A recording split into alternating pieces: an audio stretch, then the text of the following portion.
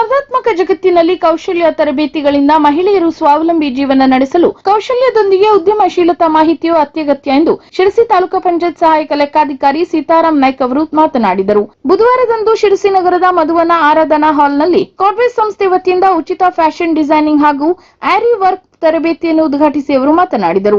ಸ್ಕಾಡ್ವೇಸ್ ಸಂಸ್ಥೆ Desai foundation trust Gujarat ಅವರ ಸಹಯೋಗದಲ್ಲಿ ಆಯೋಜಿಸಿದ ಉಚಿತ ಫ್ಯಾಷನ್ ಡಿಸೈನಿಂಗ್ ಹಾಗೂ ಆರಿ ವರ್ಕ್ ತರಬೇತಿಯ 75 ಅಭ್ಯರ್ಥಿಗಳಿಗೆ ಉದ್ಯಮಶೀಲತಾ ತರಬೇತಿ ಉಪಯೋಗ ಪಡೆದುಕೊಂಡು ಮಹಿಳೆಯರು ಸ್ವಾವಲಂಬಿಯಾಗಿ ಸ್ವಸಹಾಯ ಸಂಘಗಳ ಮೂಲಕ ಸರ್ಕಾರ ರೂಪಿಸಿರುವ ವಿವಿಧ ಯೋಜನೆ ಪ್ರಯೋಜನ ಪಡೆದುಕೊಳ್ಳುವಂತೆ ತಿಳಿಸಿದರು. ಕಾರ್ಯಕ್ರಮದಲ್ಲಿ ಸ್ಕಾಡ್ವೇಸ್ ಸಂಸ್ಥೆ ಕಾರ್ಯನಿರ್ವಾಹಕ ನಿರ್ದೇಶಕರಾದ ಡಾಕ್ಟರ್ ವೆಂಕಟೇಶ್ ನಾಯ್ಕ್ ಅವರು ಕಾರ್ಯಕ್ರಮದ ಕುರಿತು ಸಂಕ್ಷಿಪ್ತವಾಗಿ ಮಾತನಾಡಿ ಕಾರ್ಯಕ್ರಮದ ಉದ್ದೇಶವನ್ನು ತಿಳಿಸಿದರು. ಅಲ್ಲದೆ ಅಭ್ಯರ್ಥಿಗಳು ತರಬೇತಿ ಪಡೆದರೆ ಸಾಕಾಗುವುದಿಲ್ಲ, ಮಾನಸಿಕ ದೃಢತೆಯಿಂದ ವ್ಯಾಪಾರ ಪ್ರಾರಂಭಿಸಲು ಸಂಕಲ್ಪಿಸಿ ಈ ತರಬೇತಿಯಲ್ಲಿ ನೀಡುವ ಮಾಹಿತಿಯನ್ನು ಬಳಸಿಕೊಂಡರೆ ಮುಂದೆ ಬರಲು ಸಾಧ್ಯ ಎಂದು ಒಂದು ಕಥೆಯ ಮೂಲಕ ವಿವರಿಸಿದರು. ನಂತರ ಅಮೂಲ್ಯ ಅರ್ಥಕತೆ ಸಾಕ್ಷರತಾ ಕೇಂದ್ರದ ಶ್ರೀ ಮಹಾಬಲೇಶ್ವರ್ ನಾಯ್ಕ್ ಹಾಗೂ ಶ್ರೀಮತಿ ಶಿಲ್ಪಾ ನಾಯ್ಕ್ ಅವರು ಸರ್ಕಾರದ ವಿವಿಧ ಯೋಜನೆಗಳ ಬಗ್ಗೆ ಅಭ್ಯರ್ಥಿಗಳಿಗೆ ಅಗತ್ಯ ಮಾಹಿತಿ ನೀಡಿದರು. ಇನ್ನು ಅಭ್ಯರ್ಥಿಗಳು ತಮ್ಮ ಅನಿಸಿಕೆ ವ್ಯಕ್ತಪಡಿಸಿದರು. ಅಂತೆ ಸ್ಕಾಡ್ವೇಸ್ ಸಂಸ್ಥೆ ಕಾರ್ಯಕ್ರಮಾಧಿಕಾರಿಗಳಾದ ಡಾಕ್ಟರ್ ನಾರಾಯಣ ಹೆಗಡೆ ಅವರು ಸ್ವಾಗತಿಸಿದರೆ ಯೋಜನಾ ಸಂಯೋಜಕರಾದ ಉಮೇಶ್ ಮರಾಠಿ ನಿರೂಪಿಸಿ ಸಿಬ್ಬಂದಿ ದಿನೇಶ್ ಮಡಿವಾಳ್ ವಂದಿಸಿದರು.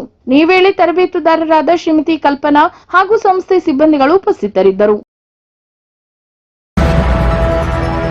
ಎನ್ಪಿಸಿಎಲ್ ಕೈಗಾ ಅಣು ವಿದ್ಯುತ್ ಸ್ಥಾವರದಲ್ಲಿ ಅಣು ವಿಕಿರಣ ಸೋರಿಕೆಯಾದಲ್ಲಿ ಕೈಗೊಳ್ಳಬೇಕಾದ ಮುನ್ನೆಚ್ಚರಿಕೆ ಕ್ರಮಗಳ ಕುರಿತಂತೆ ಉತ್ತರ ಕನ್ನಡ ಜಿಲ್ಲಾಡಳಿತ ಕೈಗಾ ಅಣು ವಿದ್ಯುತ್ ಸ್ಥಾವರ ರಾಷ್ಟ್ರೀಯ ವಿಪತ್ತು ನಿರ್ವಹಣಾ ಪಡೆ ಮತ್ತು ಅಣುಶಕ್ತಿ ನಿಯಂತ್ರಣ ಮಂಡಳಿ ಸಹಯೋಗದೊಂದಿಗೆ ಬುಧವಾರ ಆಯೋಜಿಸಿದ ಅಣುಕು ಕಾರ್ಯಾಚರಣೆಯು ಪೂರ್ಣ ಪ್ರಮಾಣದಲ್ಲಿ ಯಶಸ್ವಿಯಾಗಿದೆ ಎಂದು ಜಿಲ್ಲಾಧಿಕಾರಿ ಲಕ್ಷ್ಮೀಪ್ರಿಯಾ ತಿಳಿಸಿದ್ದಾರೆ. ಬುಧವಾರದಂದು ಬೆಳಿಗ್ಗೆ 11 ಗಂಟೆಗೆ ಕೈಗಾ ಅಣು ವಿದ್ಯುತ್ ಸ್ಥಾವರದ 4ನೇ ಘಟಕದಲ್ಲಿ ವಿಕಿರಣ ಸೋರಿಕೆಯಾದ ಸಂದರ್ಭವನ್ನು ಸೃಷ್ಟಿಸಿಕೊಂಡು ನಡೆಸಿದ ಈ ಒಂದು ಕಾರ್ಯಾಚರಣೆಯಲ್ಲಿ ವಿಕಿರಣ ಸೋರಿಕೆ ಕುರಿತು ಕೈಗಾ ಕೇಂದ್ರದ ನಿರ್ದೇಶಕರಿಂದ ಮಾಹಿತಿ ಸ್ವೀಕೃತಿಯಾದ ಕೂಡಲೇ ಜಿಲ್ಲಾಧಿಕಾರಿಗಳು ಜಿಲ್ಲಾ ವಿಪತ್ತು ನಿರ್ವಹಣಾ ಪ್ರಾಧಿಕಾರದ ತುರ್ತು ಸಭೆ ನಡೆಸಿ ಸಂಬಂಧಪಟ್ಟ ಎಲ್ಲ ಅಧಿಕಾರಿಗಳಿಗೆ ತುರ್ತು ಅಗತ್ಯ ಕಾರ್ಯಾಚರಣೆ ಕೈಗೊಳ್ಳುವಂತೆ ಸೂಚನೆ ನೀಡಿ ಜಿಲ್ಲಾಧಿಕಾರಿ ಕಚೇರಿಯಲ್ಲಿನ ಜಿಲ್ಲಾ ತುರ್ತು ಕಾರ್ಯಾಚರಣಾ ಕೇಂದ್ರದಲ್ಲಿ ತುರ್ತು ಇಲಾಖೆಗಳ ಸಿಬ್ಬಂದಿಗಳು ಕೂಡಲೇ ಹಾಜರಾಗಿ ತಕ್ಷಣದಿಂದಲೇ ಸಕ್ರಿಯವಾಗಿ ಕಾರ್ಯಾಚರಣೆಯಲ್ಲಿ ತೊಡಗಿಕೊಂಡು ಎಲ್ಲಾ ಚಟುವಟಿಕೆಗಳನ್ನು ನಿರ್ವಹಿಸುವಂತೆ ಸೂಚಿಸಿದರು. ಈ ಒಂದು ಕಾರ್ಯಾಚರಣೆಯಲ್ಲಿ ಅಪರ ಜಿಲ್ಲಾಧಿಕಾರಿ ಸಾಜಿದ್ ಮುಲ್ಲಾ, ಉಪವಿಭಾಗಾಧಿಕಾರಿ ಕನಿಷ್ಕ್, ಜಿಲ್ಲಾ ಪಂಚಾಯತ್ ಉಪ ಕಾರ್ಯದರ್ಶಿ ಪ್ರಕಾಶ್ ಹಲಮನವರ್, ಎನ್ಡಿಆರ್ಎಫ್, ಪೊಲೀಸ್, ಅಗ್ನಿಶಾಮಕ, ಗೃಹ ರಕ್ಷಕ, ಕಂದಾಯ, ಜಿಲ್ಲಾ ಪಂಚಾಯತ್, ಆರೋಗ್ಯ ಇಲಾಖೆ ಸೇರಿದಂತೆ ಜಿಲ್ಲೆಯ ಎಲ್ಲಾ ಇಲಾಖೆಗಳ ಜಿಲ್ಲಾ ಮಟ್ಟದ ಅಧಿಕಾರಿಗಳು ಮತ್ತು ಎನ್ಪಿಸಿಎಲ್ ಕೈಗಾದ ಅಧಿಕಾರಿಗಳು ಭಾಗವಹಿಸಿದ್ದರು.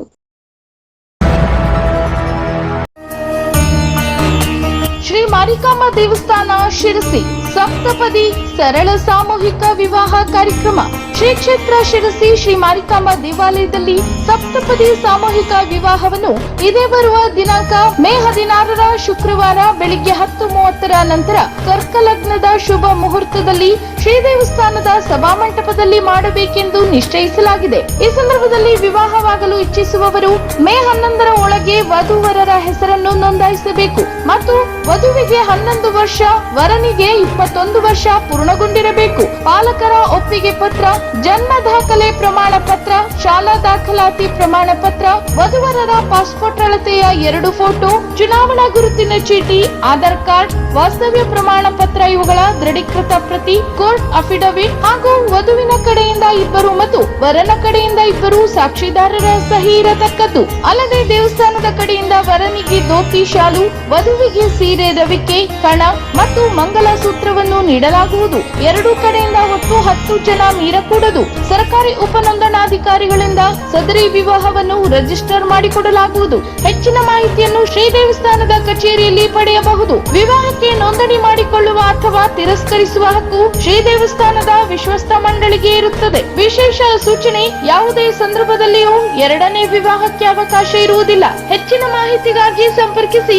ದೂರವಾಣಿ ಸಂಖ್ಯೆ 0844226360200 2000244. Mobile number 9241149319 9480898086. ಮಾಹಿತಿ ಪಡೆಯುವ ಸಮಯ ಬೆಳಿಗ್ಗೆ 10:30 ರಿಂದ ಮಧ್ಯಾಹ್ನ 2 ಗಂಟೆ ಹಾಗೂ ಸಂಜೆ 5:30 ರಿಂದ ರಾತ್ರಿ 9ರವರೆಗೆ.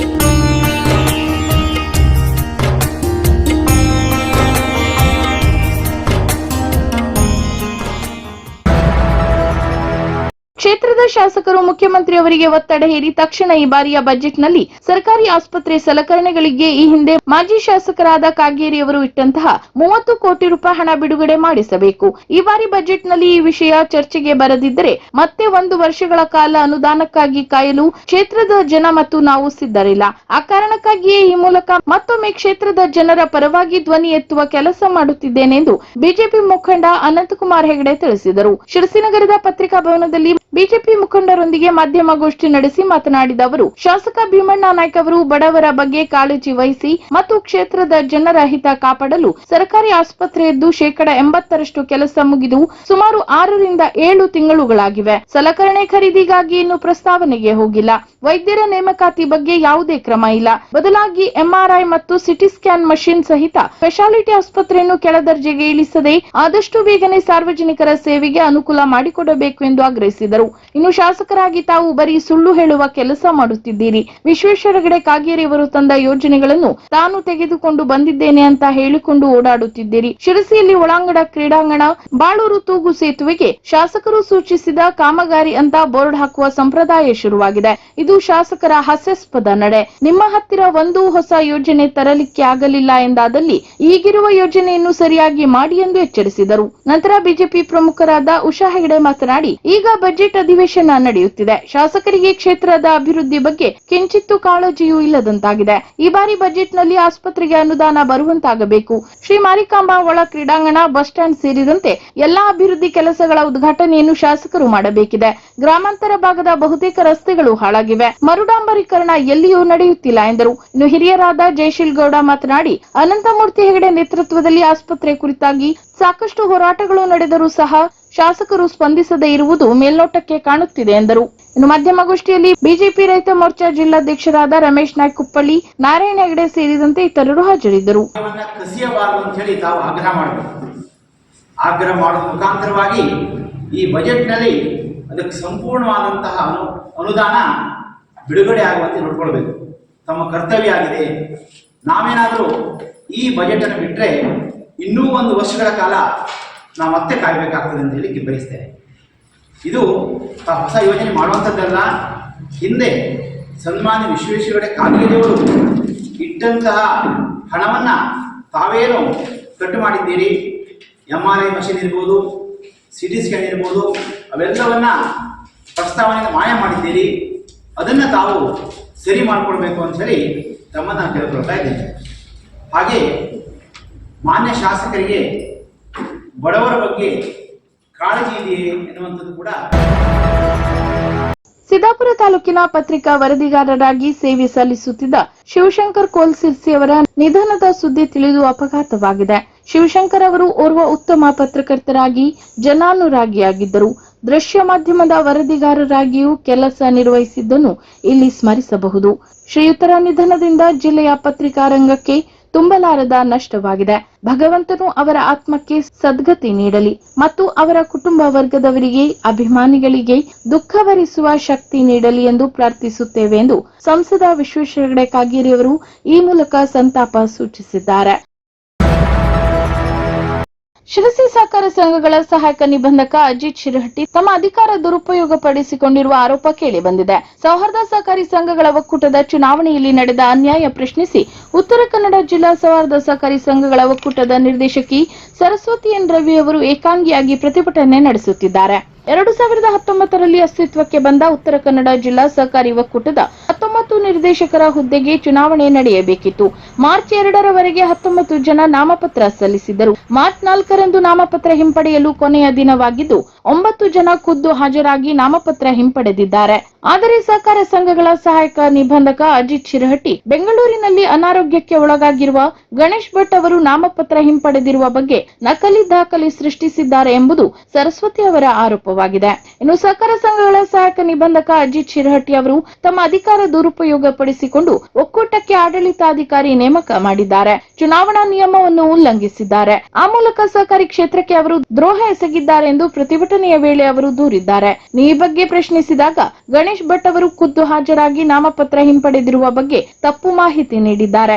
ನನ್ನ ಅಧಿಕಾರ ಪ್ರಶ್ನಿಸುವ ಅರ್ಹತೆ ನಿಮಗಿಲ್ಲ ಎಂದು ನಿಂದಿಸಿದ್ದಾರೆ. ತಕರಾರು ಮಾಡಿದರೆ ನಿಮಗೂ ತೊಂದರೆಯಾಗುವುದು ನಿಶ್ಚಿತ ಎಂದು ಬೆದರಿಕೆ ಒಡ್ಡಿದ ಬಗ್ಗೆಯೂ ಅವರು ಆರೋಪಿಸಿದ್ದಾರೆ. ಇನ್ನು ಬುಧವಾರ ಬೆಳಿಗ್ಗೆ ಅವರು ಸಹಕಾರ ಸಂಘಗಳ ಸಹಾಯಕ ನಿಬಂಧಕರ ಕಚೇರಿ ಎದುರು ಗಾಂಧಿ ಫೋಟೋ ಜೊತೆಗೆ ಆಗಮಿಸಿ ಪ್ರತಿಭಟನೆ ನಡೆಸಿದರು. ನ್ಯಾಯ ಸಿಗುವವರೆಗೂ ಹೋರಾಟ ಮುಂದುವರಿಸುವುದಾಗಿ ಮಾಧ್ಯಮಗಳ ಎದುರು ಮಾತನಾಡಿದರು.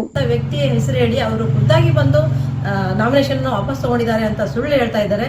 ಅವರ ಹೆಸರಿನಲ್ಲಿ ಫೋರ್ಜರಿ ದಾಖಲೆಗಳನ್ನ ಸೃಷ್ಟಿ ಮಾಡಿ ಇಲ್ಲಿ ಫೈಲಲ್ಲಿ ಇಟ್ಟಿರೋದನ್ನ ನಾನು ನೋಡಿದ್ದೇನೆ. ಸೊ ಇದು ಅನ್ಯಾಯ ಆಗ್ತಾ ಇದೆ.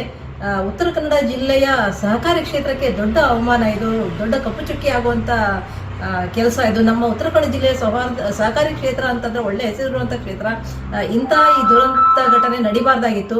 ಇದಕ್ಕೆ ಎಲ್ಲ ಹಿರಿಯ ಸಹಕಾರಿಗಳು ಕೂಡ ಈ ಬಗ್ಗೆ ಗಮನ ಹರಿಸಿ ಅವರು ತಮ್ಮ ಇದಕ್ಕೆ ಈ ತರ ಮುಂದೆ ನಡೀದಾಗಿದ್ದಂಗೆ ಕ್ರಮ ತಗೊಳ್ಬೇಕು, ತಮ್ಮ ಅಭಿಪ್ರಾಯಗಳನ್ನ ಹೇಳ್ಬೇಕು, ಈ ಬಗ್ಗೆ ಮುಂದೆ ಬರಬೇಕು ಅಂತ ನಾನು ಕೋರ್ಕೊಳ್ತಾ ಇದ್ದೇನೆ. ಇದು ಎಲ್ಲರ ಗಮನಕ್ಕೆ ಬರಲಿ ಅನ್ನೋ ಕಾರಣಕ್ಕಾಗಿ ನಾನು ಇವತ್ತು